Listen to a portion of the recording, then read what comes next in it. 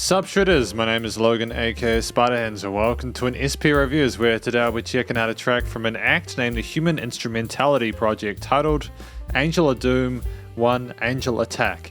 And if we switch over to here, we have ourselves a track on YouTube.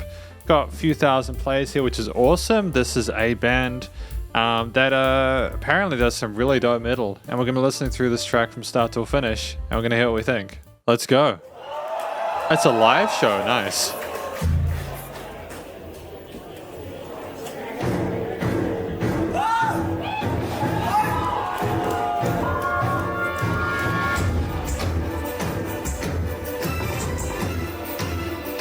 Atmospheric off the bat, man. Thai drumming, great percussion.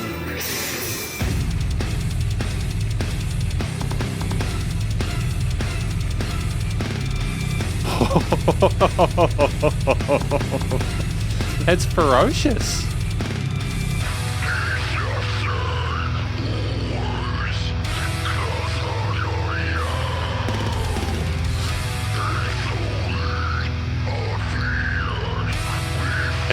It's brutally heavy, dude.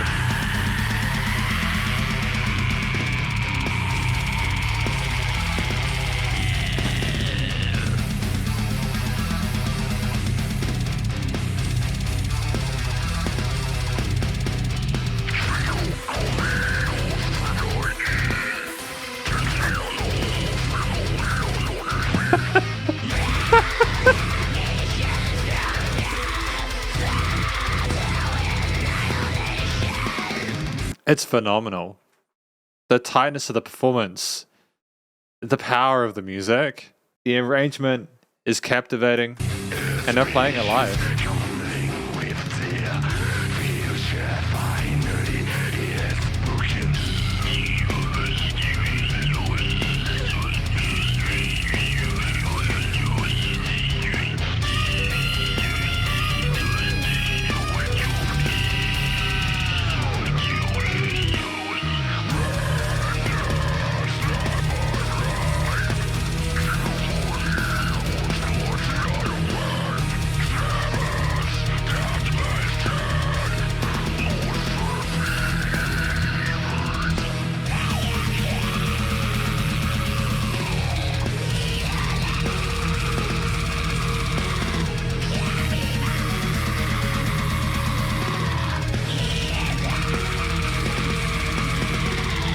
I mean, like, it's chaotic, but there's still a sense of order to it at the same time. The drums typically will try and vibe with the guitarist, but the drummer is just a friggin' machine, and he is just unrelentingly ridiculous with the different grooves he's doing on the double kicks, the fills. It's divorced from the guitarist, but I don't mind the fact that everything's just more of a vibe than like a tightly knit kind of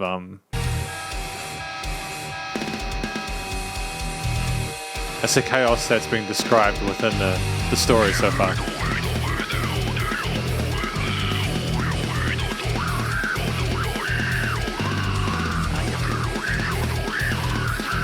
I've never heard growling in this language before.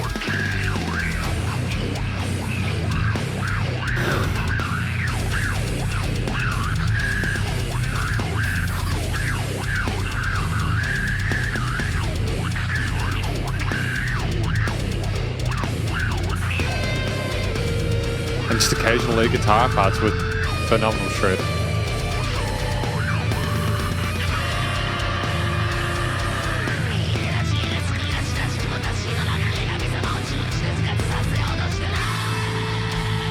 I mean, to like get that range here, the screams with that vocal fry, that technique to kind of sort of wrap that out is wonderful. You know, we're not sleeping on the vocals either. I haven't really spoken about that, but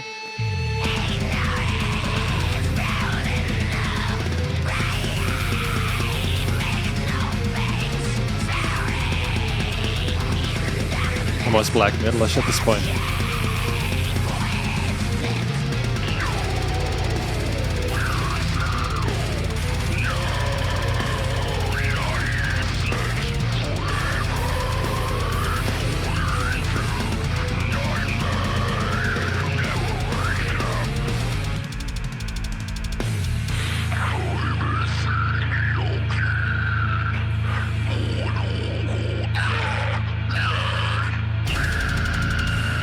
breakdown time.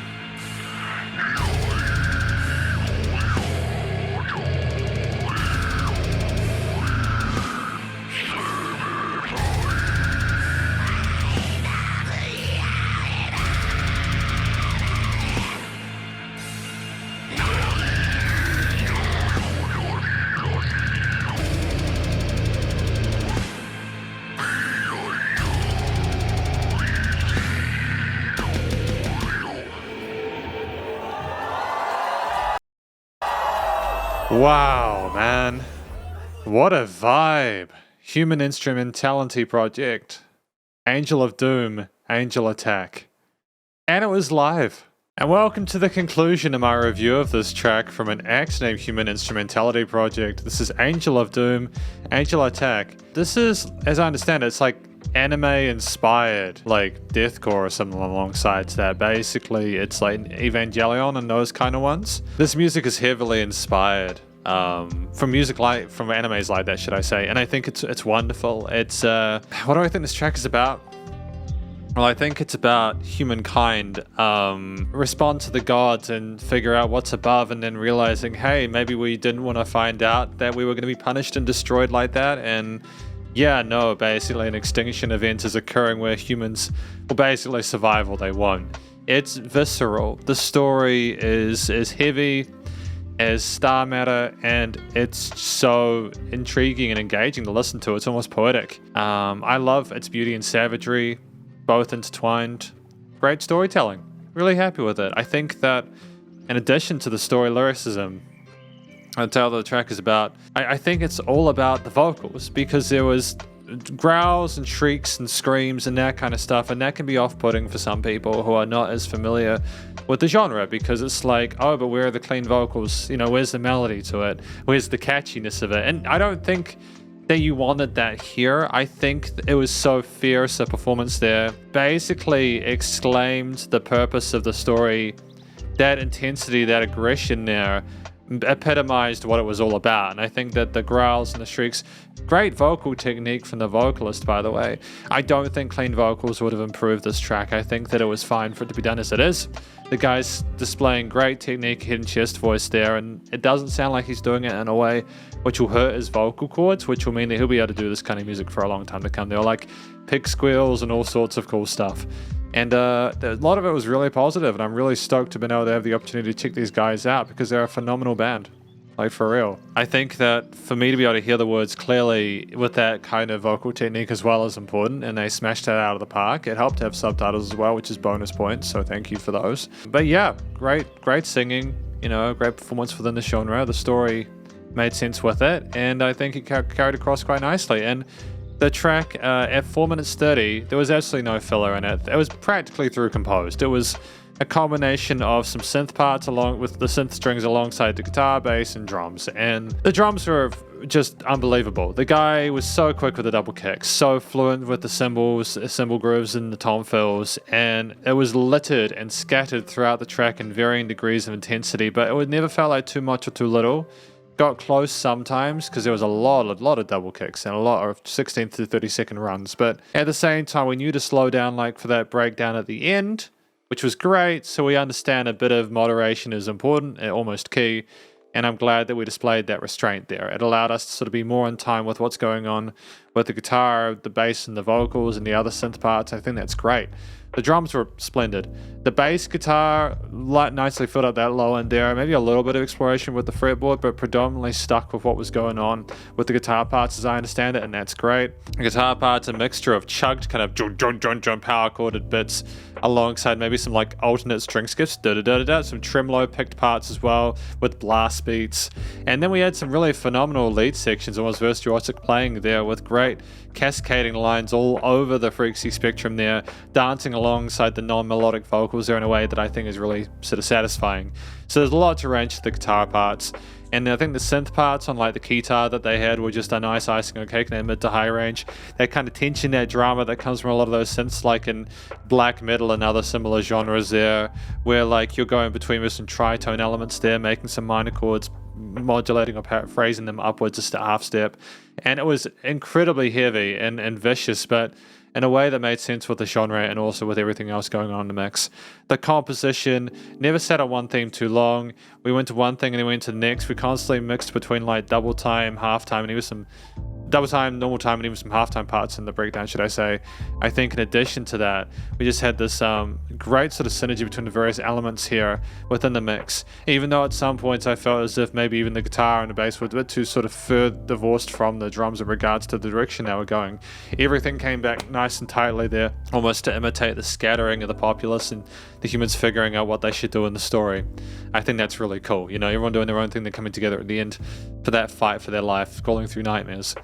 And basically, I think we had various varying stages there to match the lyrics there. That was basically different motifs there that flowed well into each other. And there were never any awkward pauses or moments where you're like, what the hell's going on? I don't understand it. It made sense from a musical perspective as well. Great connection between everything and the accompaniment. Fundamental understanding music theory and composition, and not a note out of place. And then finally, the studio recording, mixing and mastering for a live show. This was tremendous. I'm really stoked with the quality of the vocal recordings, as well as guitar, bass, drums, and synths. I think they all came through flawlessly in the mix. Things were nicely balanced in the stereo field and the frequency spectrum with no resonant frequencies. The guitars being double tracked like that made them nice and thick sounding. Things were not so they didn't interrupt each other or cause any weird sort of like issues there with the audio. The leveling in general of the tracks was great too, without too much like processing on anything. And I think that there was dynamic range. You know, things paused, got down a little bit, and the energy levels then came back up, which is great. You don't want everything the same loudness all the time. And finally, it was nice and loud, but without pumping. So limiting compression was handled well. And I mean, this is effectively my review of Human Instrumentality Project with their, Angel of Doom song, Angel Attack. Hopefully you enjoyed it. If you did, please go show us some love via the various social medias and our YouTube page, and stay cool and stay safe, and please remember to support your local musicians and artists all the time, as either help more than ever with all the crazy stuff going on. Just before I go, this track is also featured on the band's most recent album, LCLC, which is on all digital stream platforms, has been since May 20th. So if you want to hear more music from this band, please do go check out their latest album, and I'll catch you all in the next review. Spiderhands out.